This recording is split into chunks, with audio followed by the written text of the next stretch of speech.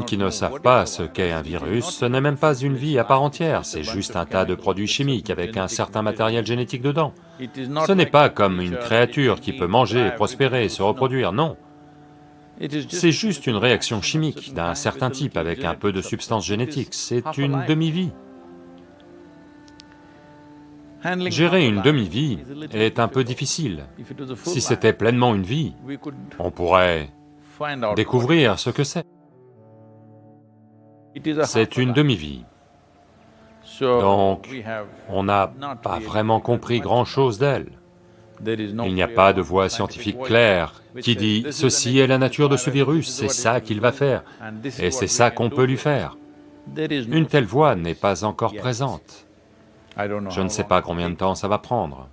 Si l'on regarde l'histoire des attaques de virus, des attaques majeures qui ont lieu dans le passé, eh bien, normalement, ce qu'on prend toujours pour référence, c'est la grippe espagnole de 1918, et quelque part dans les années 1800, une autre, et la peste, et des choses comme ça.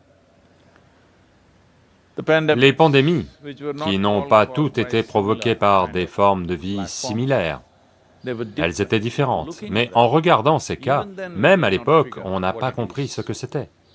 Mais d'une manière ou d'une autre, au bout d'un certain temps, ils sont morts d'eux-mêmes, ou ils ont appris à vivre avec nous.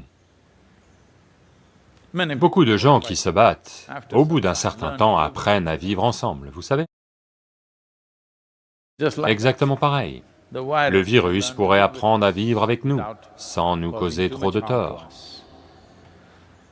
Tout un tas de gens vivent avec d'autres, pas nécessairement par amour, mais simplement parce qu'ils ne font pas trop de mal. C'est ok.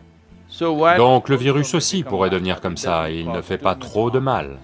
En Inde, le taux de récupération dépasse les 47%, je crois, ce qui est probablement le plus élevé au monde.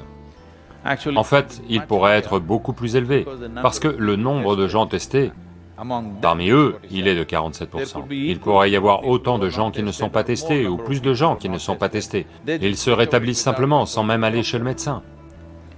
Donc,